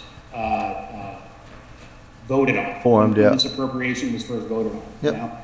I believe your board, I don't know, maybe one member was there. So, I understand that a lot of this work has been done. We have been down some of these paths before. But I think that, strategically, what executives do is they need to give you the big vision. Here's the goal that we're looking for in broad strokes, but then here's the first, second, and third step that's going to pull us in that direction. And I think that that's what we need to do. Yep. Obviously, I think there's hope in that because otherwise I wouldn't be here doing this. So I'm willing to try anything that gets to a consensus, and the consensus has been the thing that's been elusive. So I'm willing to listen to everybody's input, and the first thing is to remove any charge hurdles, any hurdles in the charge that prevent you from doing things that you indicated that you couldn't do because it's outside the scope of the charge. And I think Mr. Dwyer at the very beginning indicated probably the most strict one, which is it specifically says the TCP building and 1079 Mass Ave. And if we remove those and we replace it with language that's a lot broader with any available town buildings and properties, it broadens it out to what we can explore. Now, there's a risk in broadening it out because then you have more opportunities, and that's more permutations and more combinations, et cetera. But at least you're not hamstrung by the charge and the verbiage. You're just hamstrung by, how much time you have and how much energy people have.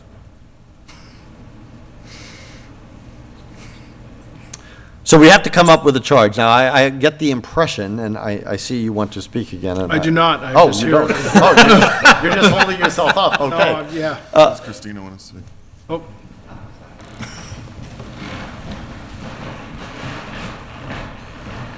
Good evening. Good evening. So I was just going to say after Just introduce yourself first. Christina Masitis, West Townsend Road. I was just going to say after the last meeting, we shouldn't just go to the town with one building. I think we need multiple options. I think we need to present them a combined building, except extremely reduced, and say what we reduced and why, and to present maybe a more expensive option that has all the different uses but spread out, and then a more reserved option. So then we can say to the town, we've put the study in, we've done the effort, here are your options. What do you want to move forward with? So that way the town backs it. And whatever road we take, when we go to the architect, we know it's backed, so we don't come back to here. And I absolutely agree with that approach. Yep. Thank you, Christina. I have one thing to add. I think what Mr. Beardmore was saying kind of splits the difference between, I definitely appreciate, Mr. Chair, your concern that if you present sort of this omnibus plan that includes all buildings, and you've said it too, Mr. Jeffries, that people who reject one part of it will reject the whole. There's that. But then the other extreme is, we're going to do this build, and okay, what are you going to do with the town? What are you going to do with the Ritter and the town hall? There are a lot of people that will object to doing something over there because there's no vision for the town hall and the Ritter. Perhaps the middle road is along the lines of what Mr. Beardmore was saying, is that there is sort of a roadmap. These buildings, Ritter and Town Hall, are not being forgotten about. They're being incorporated into an overall broad vision. And maybe, don't shoot me here, but the maybe proceeding in sort of the reverse order than we've been thinking about things is the way to go. Here's what we're thinking about for the Ritter, these functions. Here's what we're thinking about for Town Hall. And then the remainder is the new build. I'm just throwing that out there, that maybe that last point could be ignored, but I think a vision for these two buildings is the only way you're going to bring a lot of consensus to it. There's a whole segment that's concerned that there's no vision for these two buildings. And then there's the opposite end of it, is if you bring this huge omnibus plan that includes three buildings, one of which is a new build, it's rejecting the whole because you reject part of it, so.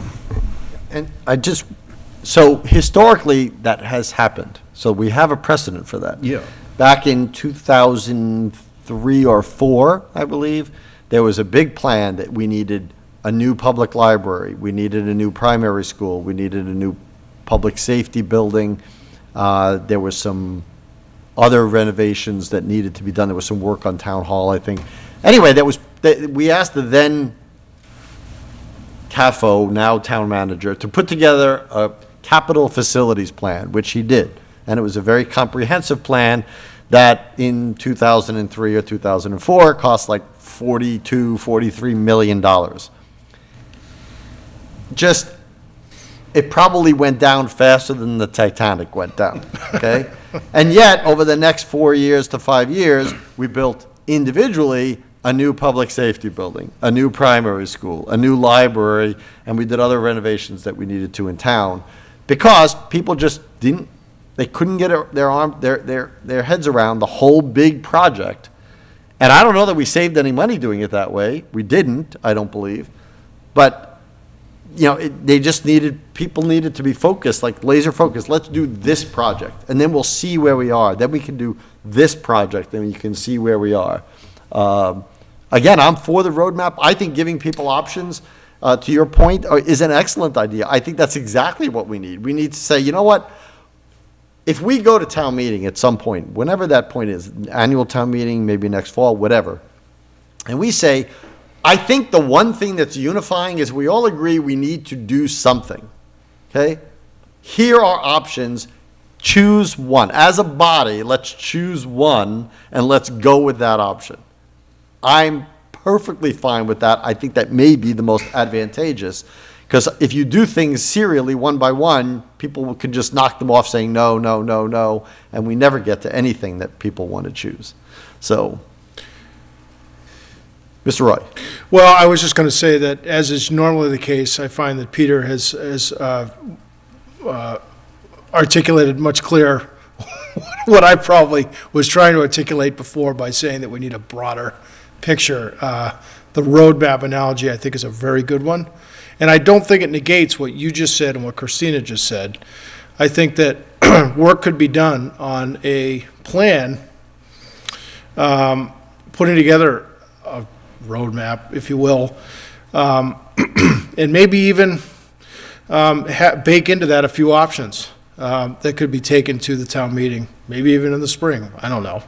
We'd have to see how things, but you could try to build a consensus on a roadmap, and maybe even give some options in there with some non-binding resolutions at town meeting to see how that shakes out. That would frame the next 6 months of the discussion. And then we can come back with a step one of the roadmap, so that you're not creating a grandiose problem like you're talking about, but you're also giving enough weight to the future. You're asking people to make a decision on now with at least some information about what the future will hold and what the roadmap is in the future. And that's really what I meant. Okay. So I think that Peter's point is valid. I find this one included is a very productive meeting in helping to inform the collective thought on this, because it's a group effort. Right. Well, I agree with that 100%, and I think that discussions like this are important, and to the point, or to the potential that they didn't happen earlier. I can, apologize as chair of the board, and help. But I think maybe we need to have more meetings that are mutual, that we can go over, at least set up a framework, and then have you guys. Yeah. So I guess I did want to be clear that I think that the suggestions for the amendment of the at least from my view, the amendment of the charge, I don't have an objection to them. I think that's the right thing to do, is to give somebody, and I'm not trying to say that it should be our committee, but if that's what your committee feels it should be, is that somebody should be charged with and have the ability to look more macroscopically at those things, and to come up with something like a roadmap or whatever we determine that we're going to do. But I think that those amendments that seem to be floating around your board seem to me like they would do that. And I think they'd give the flexibility of the committee, they'd give the committee enough flexibility to be able to prepare something like that. So well, I don't think we're going to wordsmith this tonight. So no, I didn't think so. But. And the reason why we chose the existing committee is because you guys have the most intimate knowledge of everything that was done. It makes the most sense. Obviously, I understand the time commitment that it takes, and if people feel like, you know what, this is not something I want to continue with, I understand. I hope that people do want to continue with it, because again, you guys have the most knowledge, having worked with the architects, having worked with the town departments, et cetera. From this board, I would ask that we have verbiage ready for next week. I'll try to get something done, but I mean, if there's something you specifically want, I thought we were going to be here tonight, that we were actually going to be talking about verbiage. I don't think it's easy to do this on the fly here, nor do I think it's a good use of time at this point to do it on the fly. But we need to change the charge by the end of next meeting. So I would ask everybody here to take a shot at what they want to do. I will, and then just send them to me directly, don't send them to the whole board, or send them to the town manager, and then we can put everybody's list on so everybody's prepared about what the verbiage is, and then we can decide at next week's meeting. Is everybody okay with that? Yeah. Yes. Yeah, I think this discussion tonight will greatly inform the verbiage Right, at well, this point, sure, Hopefully. I agree too. The only other thing I'd add is that as we look at this as we talk about this change, it seems like we're going a certain way. One of the other components is that I think would be helpful for the committee to have is information about who pays rent. That one of the things that we were discussing was, the town receives income from certain people who occupy space, and it's worthwhile to keep them occupying space. But there was also a question about how much PAC was going to contribute to the building of the space. And that becomes, I think, an important part of the discussion, because if they're paying for the majority of their space to be built and occupied, it's not such a factor, because they're going to pay for it. But if the town is subsidizing any portion of that, I think that becomes an important part of the conversation. So to the town manager, I can reach out to her, but I think that we just need to provide that info about PAC, how much they're paying, and who's paying rent. Okay, I think that would be useful.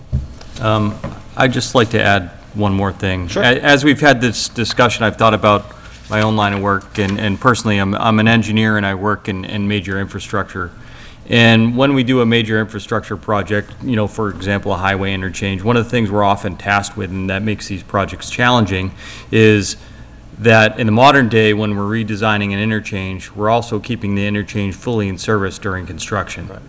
And I think applying that sort of metaphor to the charge of the committee of how we can reuse these buildings, keep them in service, keep all those functions in service while we accomplish what we need, and how we phase it, I think, is the critical piece of how we do it. So, for example, I look at the charge in town offices and school uses and community space.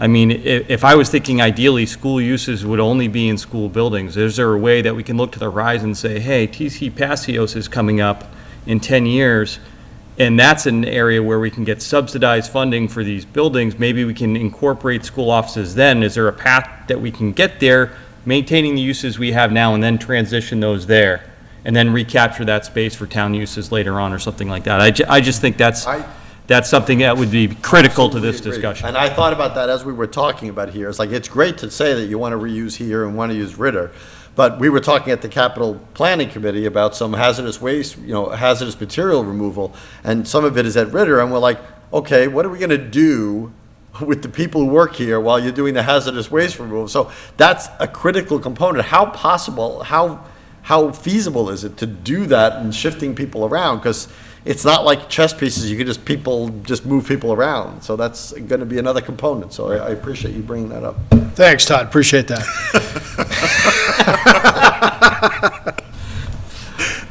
All right, your committee is more than welcome, and in fact, I encourage you to be here next week if you'd like to be part of that for the final thing. It is obviously not required.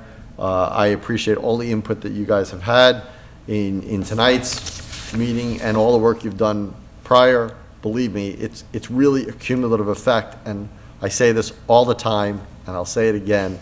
I think our one really shared goal, is that everybody wants this work to come to fruition, that we have a project that meets the needs of the town and that the town can be proud of, and we can do it in a budgetarily responsible way.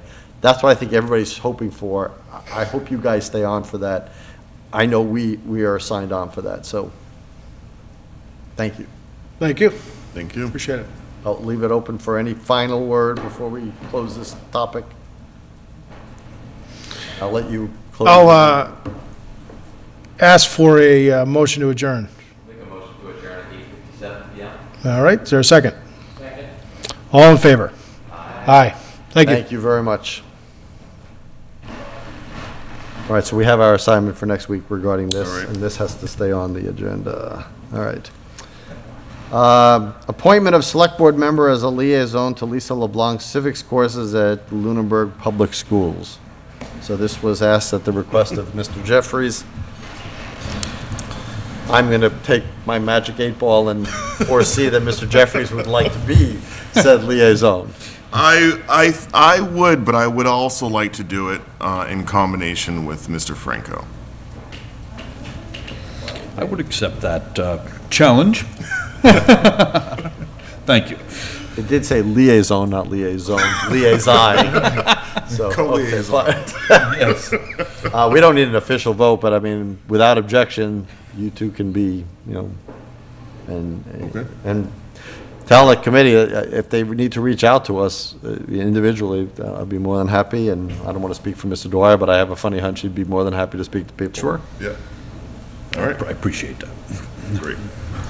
All right. Annual license renewals. Now, how can we, it just wouldn't be a December meeting without this. Let's see what we have here. How many were? December 14th, alcohol renewals. Here we go. We have AAG, we're going to do this the same as last week. I'm going to read off the list, and then if somebody has an objection to one, take it off, but otherwise we'll vote on them in bulk. Okay. So these are the 2022 alcohol license renewals. AAG LLC, doing business as Kindred Spirits at 324 Electric Avenue, restaurant all alcohol license. And Il Forno Lunenburg Bar, Inc., doing business as Il Forno Lunenburg Bar, 494 Electric Avenue, restaurant all alcohol. I would entertain a motion on those two renewals. I move to approve the alcohol license renewals for Kindred Spirits and Il Forno. Do I have a second? Second. Any further discussion? All those in favor, please say aye. Aye. Aye. Aye. Aye. Opposed? None. Auto dealership license renewals. Michael Bartnowski, doing business as KC Sales and Service, 1312 Mass Ave, Class 2 auto dealer license. Did you get the response that you wanted? I did. I was misidentified the business. I was referring to Sealy's, not Casey Sales. I have no concerns about Casey. Okay. All right.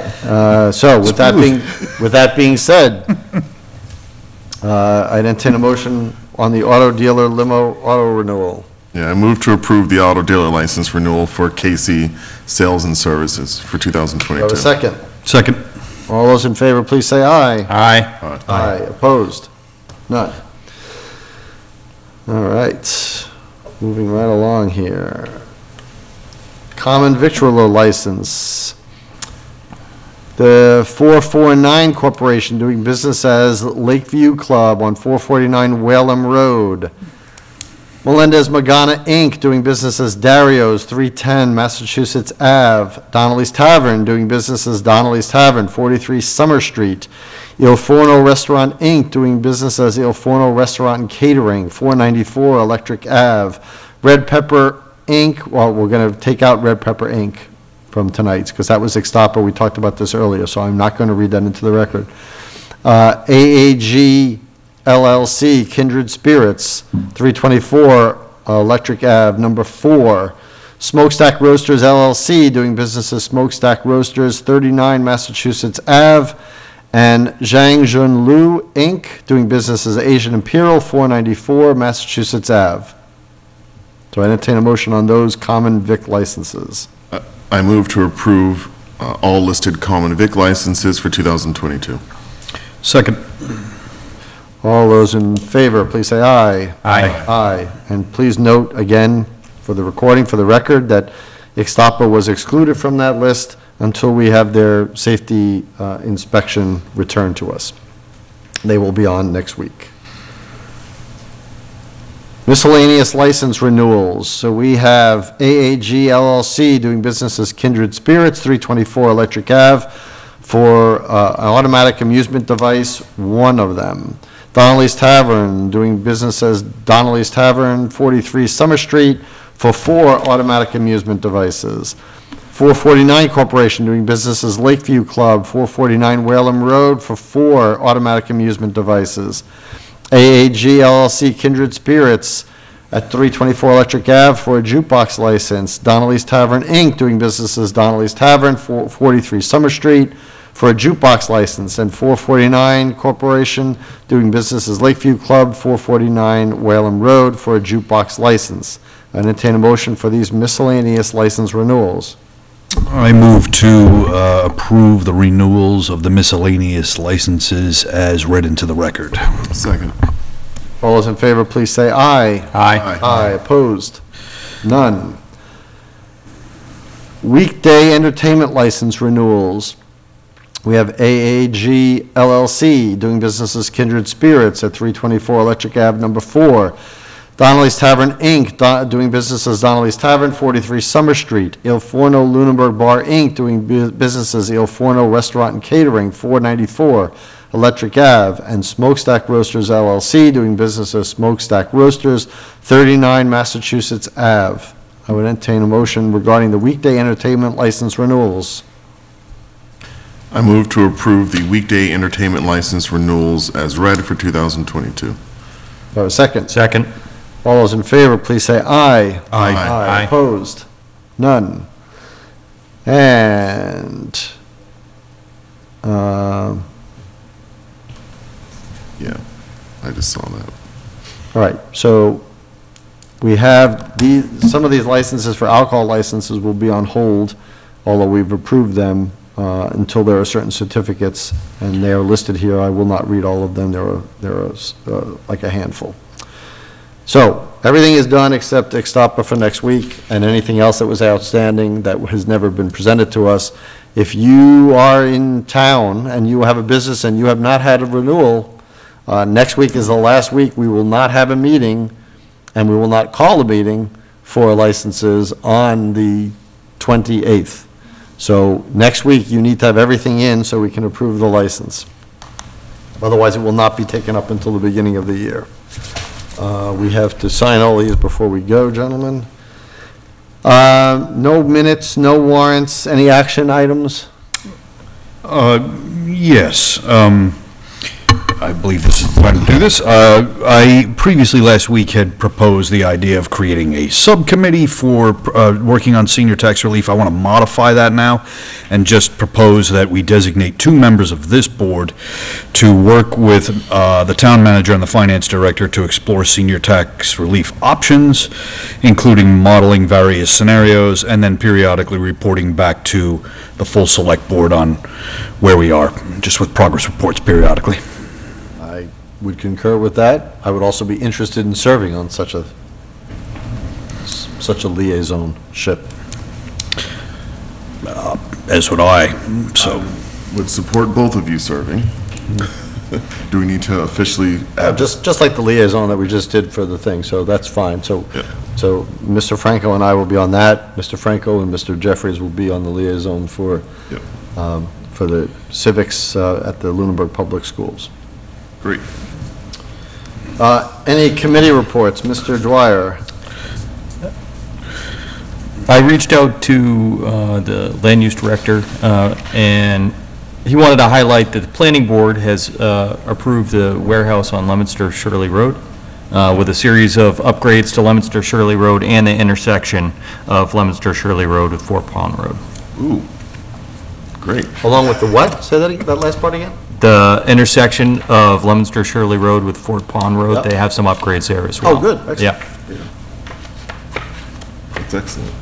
You know, that's what I cared about. Yep. Mr. Franco, any committee reports? Yes, Economic Development Committee met December 9th. There's a, fairly large laundry list of things, but I'll focus on 3. I have mentioned previously the survey that has been being created by the committee to disseminate to current business owners in town to reflect on, give feedback on what was good about the process, what was challenging about the process, and how we can just make Lunenburg a more business-friendly place. That survey is now fully formed and ready to be disseminated, and there'll be a mailing, and there'll be an announcement in the Lunenburg Ledger and on other platforms directing people to a landing page to complete that survey. So that's good news. That's going to happen after the first of the year because nobody's going to complete this thing during the holiday season. So, and then they're going to forget about it. So, just as a side note, this was of interest to me, so I'll bring it to the attention of the town. The house, the building that is on the corner of Lancaster and 2A, that has been variously occupied and vacant numerous times over the last several years, now has a tenant, and there'll be a retail fashion shop in there, and then there'll be 3 office spaces in there too, professional type offices. So that's good news. I like seeing that building occupied. And then, oh, yes, I've mentioned this in the past too. I mentioned this over the summer. One of the members of the Economic Development Committee brought to the Economic Development Committee a model. Ashburnham has an excellent business guide. It's sort of a one-stop booklet, 15, 16 pages in length, that if you're interested in opening a business in Ashburnham, you grab this booklet and it tells you everything you need to know about opening a business in Ashburnham. And some of the stuff may apply and some of it may not, but everything is in there. So this Economic Development Committee is going to be creating one of these for Lunenburg, and work on that is getting underway. So, Excellent. Thank you. I think that'd be very helpful. yes. Mr. Jeffrey? I don't have any committee reports. Okay. I have one, as I indicated earlier, the capital planning committee met this evening. This was the first meeting post-presentation of all the departments' requests. So we started the task of prioritizing what, I don't have the exact number, maybe there's 27 to 30 requests for this year. So we've done some gross categorizing of, definitely high priority, middle road priority, and low priority. That will be distributed to the committee members, and in preparation for next Tuesday's meeting, which is our last of the year, we will try to establish a final priority that we will review one last time in January, so that in the second week in January, we can distribute it to the town manager per charter, and therefore her budget creation process can include what that prioritization is. As far as Finance Committee had a meeting last Thursday, I have not seen, I was not at it, and live or by Zoom, and I have not listened to the recording yet. So. Okay, old business. There is no old business. Upcoming meetings. Our last meeting of the year, December 21st, 2021, next Tuesday, same time. And that, like I said, is our last one. So anybody who needs a license renewal from the town, amusement license, automobile license, common vic license, or alcohol license, etc., this is your last time to get that. And if it is being held up because of not submitting all the proper documentation to get the renewal, this is your last opportunity to get that for this year until 2022. Any public comment from the public? Seeing none. Any public comment from the board? I just want to mention that the Stormwater Task Force has a meeting this Thursday at 7 p.m. Excellent, thank you. Any other public comment from the board? I have none. All right, then I would entertain a motion to adjourn. I move to adjourn. Second. Third. All those in favor, please say aye. Aye. All right, good night, everybody. We'll see you next Tuesday. Until then, take care.